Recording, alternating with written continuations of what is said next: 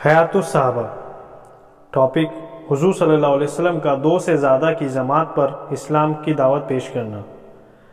حضرت ابن عباس رضی اللہ عنہ فرماتے ہیں، عتبہ بن ربیعہ، شعبہ بن ربیعہ اور ابو سفیان بن حرب اور بنو عبد الدار کے ایک آدمی اور بنو الاسد کے ابو البختری اور اسود بن عبد المطلب بن اسد اور جمعہ بن اسود اور ولید بن مغیرہ اور ابو جہل بن ہشام اور عبداللہ بن ابی امیہ اور امیہ بن خلف اور عاص بن وائل اور نوبہ بن حجاج سہمی اور منبہ بن حجاج سہمی اور کم و بیش سب کے سب سورج ڈوبنے کے بعد کعبہ کے پیچھے کی اور جمع ہوئے۔ آپس میں مشورے سے یہ بات طے ہوئی کہ محمد کو آدمی بھیج کر بلاؤ اور ان سے کھل کر بات کرو، ان سے اتنا جھگڑو کہ لوگ سمجھ لیں کہ ہم نے پوری کوشش کی ہے۔ چنانچہ ایک آدمی کو یہ پیغام دے کر حضور صلی اللہ علیہ وسلم کے پاس بھیجا گیا کہ آپ کی قوم کے سردار آپ سے بات چیت کرنے کے لیے جمع ہوئے ہیں۔ آپ جلدی سے ان کے پاس اس خیال سے تشریف لے آئے کہ شاید اسلام قبول کرنے کے بارے میں ان لوگوں کی رائے بن گئی ہے، کیونکہ آپ ان کے ایمان لانے کے لیے بے چین رہا کرتے تھے اور دل سے چاہتے تھے کہ ان کو ہدایت مل جائے، اور ان کا نقصان اور بگاڑ آپ پر بوجھ تھا۔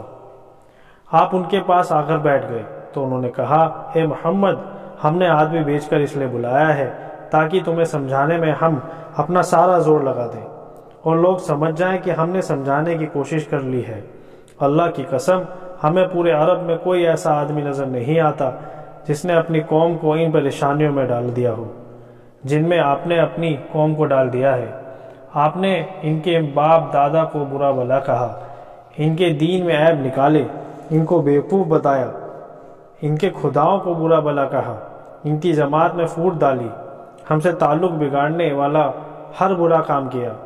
اگر آپ کا ان باتوں سے مال حاصل کرنا ہے تو ہم آپ کے لیے اتنا مال جمع کر دیں گے کہ آپ ہم سے سب سے زیادہ مالدار ہو جائیں گے، اور اگر آپ ہمارے سردار بننا چاہتے ہیں تو ہم آپ کو سردار بنا لیں گے۔ اگر یہ جو کچھ ہو رہا ہے سب کچھ جنات کے اثر سے ہو رہا ہے جس کے سامنے آپ بے بس ہیں، تو ہم اس کا علاج کرنے کے لیے ساری دولت خرچ کرتے رہیں گے، یہاں تک کہ یا تو آپ ٹھیک ہو جائیں یعنی یا یہ پتہ چل جائے کہ یہ لا علاج مرض ہے۔ حضور صلی اللہ علیہ وسلم نے جواب میں فرمایا، جتنی باتیں تم کر رہے ہو ان میں سے کوئی بات میرے دل میں نہیں۔ جس دعوت کو تمہارے پاس لے کر آیا ہوں اس سے مقصد نہ تو تمہارا مال حاصل کرنا ہے، نہ تمہارا سردار یا بادشاہ بننا ہے، بلکہ اللہ نے مجھے تمہاری طرف رسول بنا کر بھیجا ہے، مجھ پر ایک کتاب اتاری ہے، مجھے اس بات کا حکم دیا گیا ہے کہ تم میں سے جو مان جائے اسے خوشخبری سناؤ، جو نہ مانگے اسے اللہ کے عذاب سے ڈراؤ، اور میں نے تمہیں اللہ کے پیغام پہنچا دیا۔ میں تمہارا بھلا چاہتا ہوں، جو دعوت لے کر میں تمہارے پاس آیا ہوں اگر تم اسے قبول کر لوگے تو دنیا اور آخرت میں تمہارا حصہ ہے، اور اگر قبول نہیں کرو گے تو میں اللہ کے حکم کا انتظار کروں گا یہاں تک کہ وہی میرے اور تمہارے بیچ فیصلہ کرے۔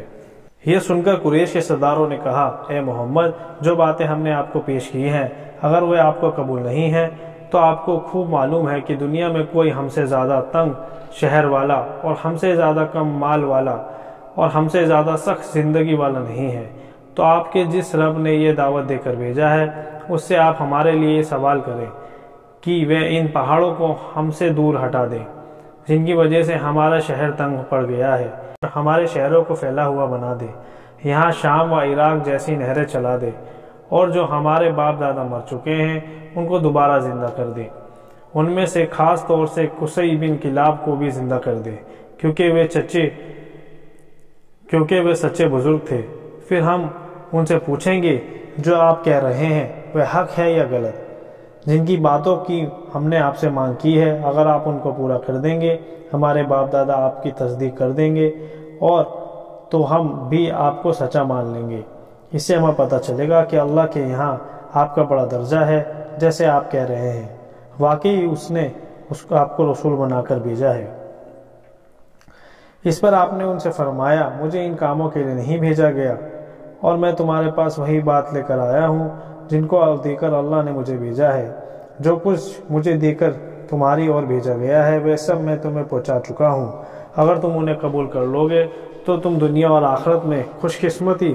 ملے گی، اور اگر تم قبول نہیں کرو گے تو میں اللہ کے حکم کا انتظار کروں گا یہاں تک کہ وہ میرے اور تمہارے بیچ فیصلہ کر دے۔ اس پر ان سرداروں نے کہا اگر آپ ہمارے لیے یہ باتیں کرنے کو تیار نہیں تو کم سے کم اپنے لیے اتنا تو کرو کہ اپنے رب سے کہو کہ وہ ایک فرشتہ بھیج دے جو آپ کی باتوں کی تصدیق کرے اور آپ کی اور سے ہمیں جواب دیا کرے، اور اپنے رب سے کہو کہ وہ آپ کے لیے باغ اور خزانے اور سونے چاندی کے محل بنا دے جس کی وجہ سے آپ کو ان باتوں کی تکلیف نہ اٹھانی پڑے جن کو ہم دیکھ رہے ہیں کہ آپ کو بازاروں میں جا کر ہماری طرح روزی کھوجنی پڑتی ہے۔ اگر آپ کا رب ایسا کر دے گا تو اس سے ہمیں پتہ چل جائے گا، اور آپ کا اپنے رب کے یہاں بڑا درجہ ہے، اور جیسا آپ کر رہے ہیں واقعی آپ اس کے رسول ہیں۔ آپ نے فرمایا نہ ہی میں یہ کروں گا اور نہ ہی اپنے رب سے یہ مانگوں گا، نہ ہی اس کام کے لیے مجھے تمہارے پاس بھیجا گیا ہے۔ اللہ نے تو مجھے خوشخبری سنانے والا بنایا ہے، ڈرانے والا بنا کر بھیجا ہے، اور جو باتیں میں تمہارے پاس لے کر آیا ہوں اگر تم ان کو قبول کر لو گے تو دنیا اور آخرت میں تمہارا نصیب ہے، اور اگر قبول نہیں تو میں اللہ کے حکم کا انتظار کروں گا یہاں تک کہ وہی میرے اور تمہارے درمیان فیصلہ کر دے۔ اس بات پر ان سرداروں نے کہا آپ ہم پر آسمان گرا دیں جیسا کہ آپ کہنا ہے، اور اگر آپ کا رب چاہے تو وہ ایسا کر سکتا ہے، کیونکہ جب تک آپ ایسا نہیں کرو گے ہم ہرگز آپ کو سچا نہیں مانیں گے۔ ان سے آپ نے فرمایا یہ تو اللہ کے اختیار میں ہے، اگر وہ چاہے تو تمہارے ساتھ ایسا کر بھی دے۔ ان سرداروں نے کہا کیا آپ کے رب کو اس کا علم نہیں تھا کہ ہم آپ کے پاس بیٹھیں گے، ہم آپ سے یہ سوال اور مانگ کریں گے، تو آپ کو وہ پہلے سے ہی سب کچھ بتا دیتا اور ہمارے جواب آپ کو سکھا دیتا، آپ کو یہ بھی بتا دیتا کہ اگر ہم آپ کی لائی ہوئی باتوں کو قبول نہیں کریں گے تو وہ ہمارے ساتھ کیا معاملہ کرے گا۔ ہمیں تو یہ خبر پہنچی ہے کہ آپ کو یہ سب یمامہ کا ایک آدمی سکھاتا ہے جسے رحمان کہا جاتا ہے۔ اللہ کی قسم ہم ہرگز رحمان پر ایمان نہیں لائیں گے۔ اے محمد ہم نے آپ کے سامنے تمام باتیں رکھ دی ہیں، آپ کے لیے کوئی گنجائش نہیں چھوڑی۔ اللہ کی قسم ہم آپ کا پیچھا نہیں چھوڑیں گے، جو کچھ آپ نے ہمارے ساتھ کیا ہے ہم اس کا بدلہ لے کر رہیں گے، یہاں تک کہ یا تو ہم آپ کو ختم کر دیں یا آپ ہمیں ختم کر دیں۔ ان میں سے ایک بولا کہ ہم فرشتوں کی بات کرتے ہیں جو کہ اللہ کی بیٹیاں ہیں، نعوذ باللہ، اور دوسرے نے کہا ہم آپ کو اس وقت سچا مانیں گے جب آپ ہمارے سامنے اللہ اور فرشتوں کو نعوذ باللہ لا کر کھڑا کریں گے۔ جب وہ ان باتیں کرنے لگے تو حضور صلی اللہ علیہ وسلم وہاں سے کھڑے ہو گئے، اور آپ کے ساتھ آپ کی پھوپھی عتیقہ بنت عبد المطلب کا بیٹا عبداللہ بن ابی امیہ بن وغیرہ بن عبداللہ بن عمر بن مخزوم بھی کھڑا ہوا، اور اس نے آپ سے کہا اے محمد آپ کی قوم نے آپ کے سامنے مال، سرداری، بادشاہی کی پیشکش کی، لیکن آپ نے ان سب کو ٹھکرا دیا، اور پھر انہوں نے آپ سے اپنے فائدے کے لیے کچھ کام کروانے چاہے تاکہ ان کو ان کاموں کے ذریعے اللہ کے یہاں آپ کے درجے کا پتہ چل جائے، لیکن آپ نے وہ بھی منع کر دیا۔ پھر انہوں نے آپ سے یہ مانگ کی کہ آپ ان کو جس عذاب سے ڈراتے ہیں وہ عذاب جلدی سے آ جائے۔ اللہ کی قسم میں آپ پر تب ایمان لے آؤں گا جب آپ آسمان تک سیڑھی لگا کر اس پر چڑھنے لگ جائیں اور میں آپ کو دیکھتا رہوں یہاں تک کہ آپ آسمان تک پہنچ جائیں اور وہاں سے اپنے ساتھ کھلی ہوئی کتاب لے کر اتریں، اور آپ کے ساتھ 4 فرشتے بھی ہوں جو اس بات کی گواہی دیں کہ آپ ویسے ہی ہیں جیسا کہ آپ کا دعویٰ ہے۔ اللہ کی قسم اگر آپ اس طرح کر بھی دیں تو بھی میرا خیال یہی ہے، پھر بھی میں آپ کو سچا نہیں مانوں گا۔ یہ کہہ کر وہ حضور صلی اللہ علیہ وسلم کے پاس سے چلا گیا۔ حضور صلی اللہ علیہ وسلم وہاں سے اپنے گھر تشریف لے گئے۔ 2 باتوں کی وجہ سے آپ کو بڑا غم اور افسوس تھا۔ ایک تو یہ کہ آپ ان کو بلانے پر جس چیز کی امید لے کر گئے تھے وہ پوری نہ ہوئی، دوسرا یہ کہ آپ نے دیکھا کہ وہ آپ سے دور ہوتے جا رہے ہیں۔ حضرت محمود بن لبید قبیلہ ابو عبد الاشحل والے بیان کرتے ہیں کہ جب ابو الحیثر انس بن رافع مدینہ سے مکہ آیا، اس کے بعد بنو عبد الاشحل کے کچھ نوجوان بھی تھے جن میں ایاز بن معاذ رضی اللہ تعالیٰ عنہ بھی تھے۔ یہ لوگ اپنی قوم قبیلہ خزرج کی اور سے قریش کے ساتھ دوستی اور مدد و سمجھوتا کرنا چاہتے تھے، تو حضور صلی اللہ علیہ وسلم نے ان کے آنے کی خبر سنی۔ آپ ان کے پاس تشریف لے گئے، ان کے پاس بیٹھ کر فرمایا تم جس کام کے لیے آئے ہو اس سے بہتر بات تم کو نہ بتا دوں؟ انہوں نے کہا یہ کون سی بات ہے؟ آپ نے فرمایا میں اللہ کا رسول ہوں، مجھے اللہ نے بندوں کی اور بھیجا ہے، میں ان کو اللہ کی دعوت دیتا ہوں کہ وہ اللہ کی عبادت کریں، اس کے ساتھ کسی کو بھی شریک نہ کریں، اور اللہ نے مجھ پر کتاب اتاری ہے۔